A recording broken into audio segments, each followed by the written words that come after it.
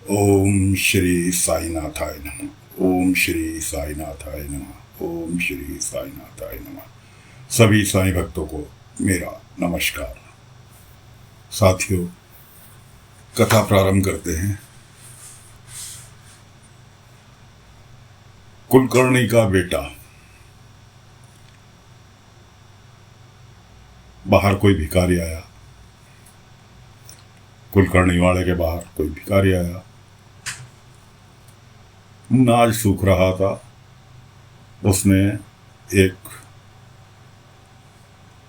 लगभग मान के चलो आप, 1 सेर गेहूं उसमें से भरे और उसको दान कर दिए। कुलकर्णी इस चीज को देख लेता है। कुलकर्णी इस चीज को देख लेता है। बेटे से पूछता है, केशव से, तूने उसे भिखारी को क्या दिया? उसने कहा, पिताजी, उसको जरूरत थी और मैंने थोड़ा सा अनाज उसको दे दिया। आप कहते हैं ना कि आप शिरडी के राजा हैं। अब राजा के यहाँ से अगर कोई खाली हाथ जाएगा तो अच्छा लगेगा। दोस्तों, कुलकर्णी उसका हाथ खींच के अंदर ले गया। उसने कहा, भी तुझे आधे अधूरे सबक सिखाए हैं, पूरे सबक आज सिखाता हूँ। छड़ी उठा ली और उससे कहा, हाथ फैला। बेचारा वो तो डर गया, लेकिन जब उसने हल्काया तो उसने हाथ फैला दिया छड़ी से मारने के लिए। जैसे ही उसके हाथ पे छड़ी पड़ने वाली थी, उसकी माँ रुक्मणी जी ने आके उस छड़ी को अपने हाथ पे ले लिया।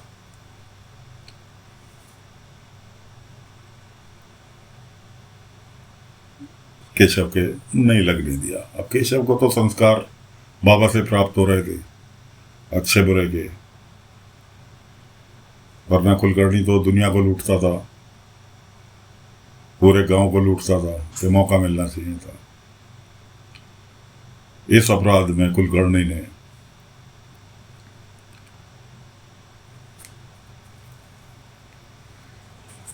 रुक्मणी का खाना पीना बंद कर दिया कि आज से शाम तक तुझे कुछ खाने के लिए नहीं मिलेगा।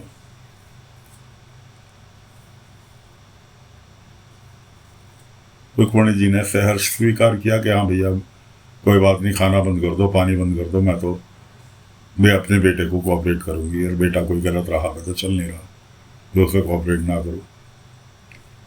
उसका खाना बंद कर दिया। अपनी बहन को, रुक्मणी की बहन जो कि शादीशुदा थी, उसके साथ ही रहती थी अपने ससुराल छोड़ के, उसको कुलकर्णी ने आदेश दिया कि ध्यान रखियो, खाना ना खाने पाए, तेरी जिम्मेवारी है खाना ना खाने पाए।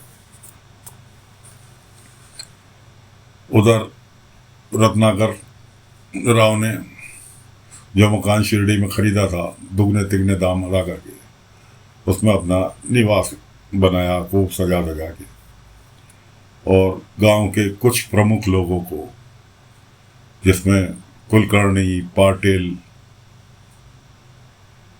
मालसापति जी और यहाँ तक कि किराना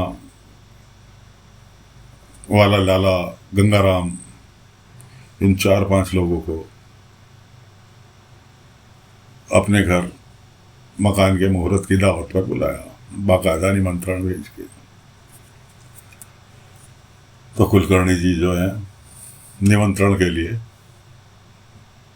दावत के लिए जाने के लिए तैयार हो गए। जाते जाते अपनी बहन से कह गए कि ध्यान रखिए, ये खाना ना खाने पाएगा, अपनी पत्नी के लिए। कुलकर्णी तो थे ही, उनकी बहन और भी ज्यादा, माशाअल्लाह, एक नंबर की खाऊ, एक नंबर की हरामखोर, काम धंधा कुछ नहीं करती थी, सिर्फ खाने के अलावा से कोई दूसरा काम नहीं रहता था। तो उसकी निगरानी में छोड़ गई कि खाना नहीं खाने पाए। रुक्मणी जी तो बेचारी वैसे ही दानवीर प्रवृत्ति की लेडीज थी कि जो कह दिया वो पत्थर की लकीर, कोई बात नहीं। अब वो केशव को खाना खिलाने चली पीछे से तो केशव ने भी उनसे खाना रखवा तो लिया, लेकिन खाया नहीं, उसे छुपा दिया। तो उसने कहा मेरी वजह से मेरी माँ भूखी है तो मैं कैसे खाना खा सकता हूँ। बच्चा 8-9 साल का जरूर था, लेकिन था बहुत समझदार कुलकर्णी का। उधर कुलकर्णी, पाटिल जी, मावसापति जी, गंगाराम लाला और भी एक दो गांव के प्रतिष्ठित लोग रत्नाकर राव के घर पर पहुंचते हैं दावत के लिए। रत्नाकर राव ने वेस्टर्न स्टाइल से खाना टेबल पर सजा रखा है। रत्नाकर राव ने एक अंग्रेज अधिकारी को भी निमंत्रण देकर बुला रखा है। खैर जी, सब खाना खाने में हिचक महसूस कर रहे, क्यों उसने टोटल वेस्टर्न स्टाइल पे छुरी कांटे के साथ खाना लगा रखा है। हार के मालसापति जी कह ही बैठे कि रत्नाकर राव जी, हमें तो इन चीज़ों को इस्तेमाल तक करना नहीं आता, जो आपने लगा रखा हम तो हाथ से ही खा सकते हैं।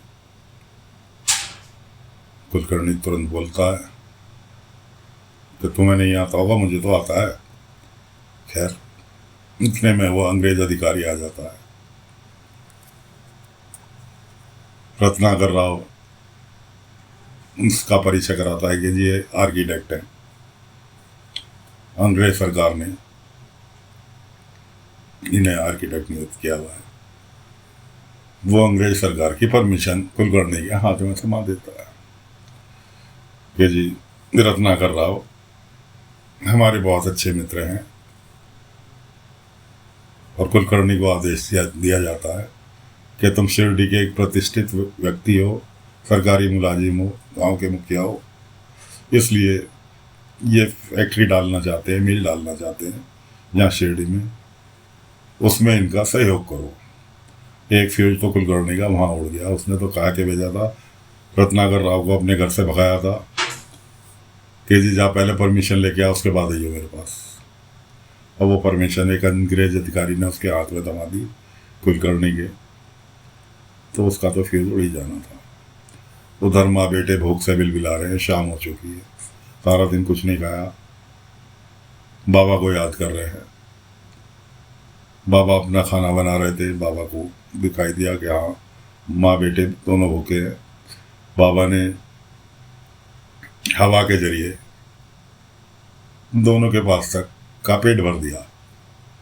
खाने की ऐसी लहर भेजी जैसे आप देखते हैं भाप उड़ रही हो।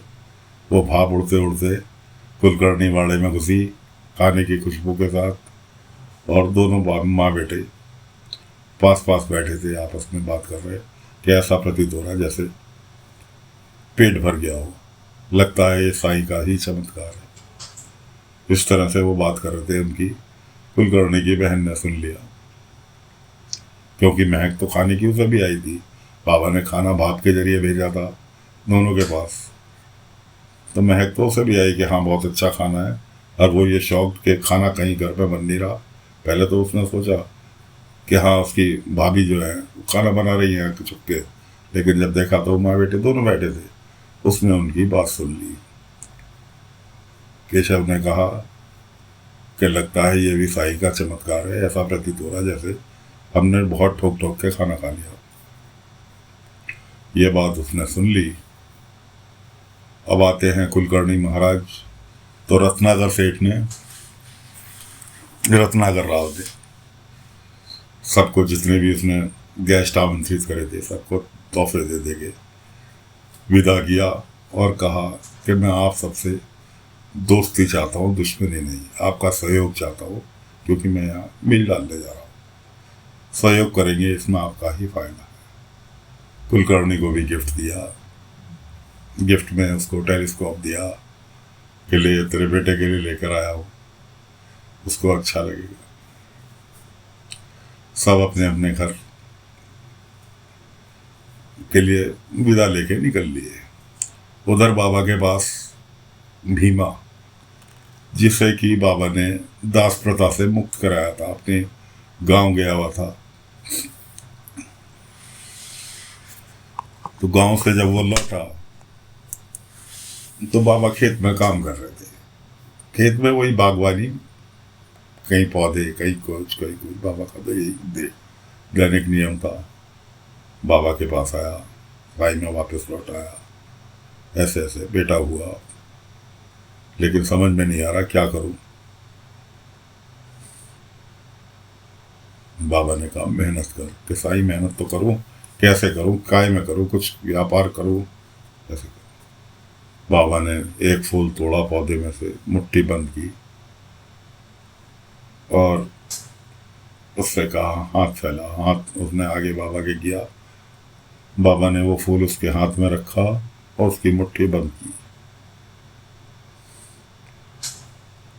और उसके बाद बाबा ने कहा जा, मेरा आशीर्वाद तेरे साथ है, मेहनत कर, खा कमा, रास्ता तुझे अपने आप मिल जाएगा।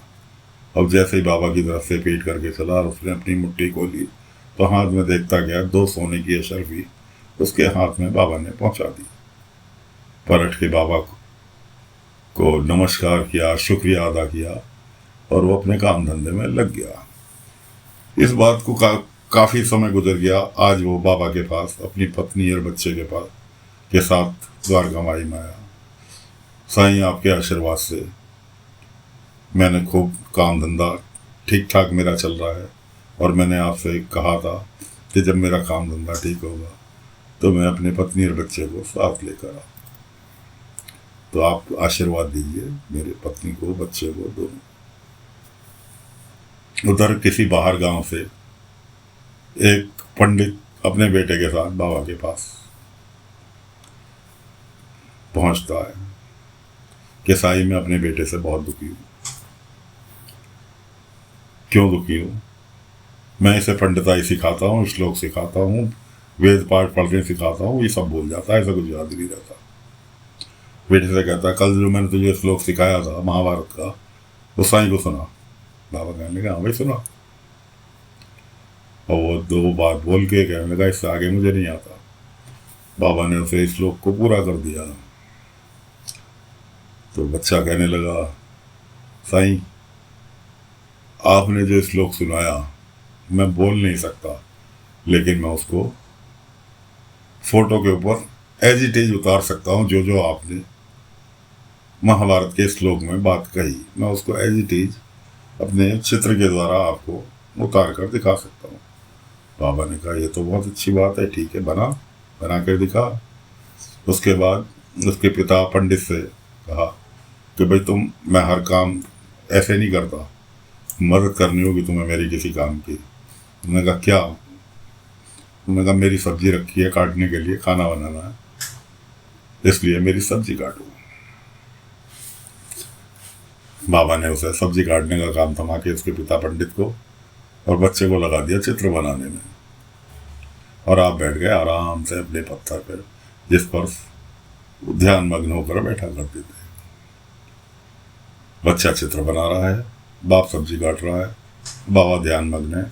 उधर जब कुलकर्णी लौट के अपने वाड़े में जाता है तो बहुत खुश होता हुआ जाता है, क्योंकि रत्नाकर ने अच्छे से स्वागत किया था।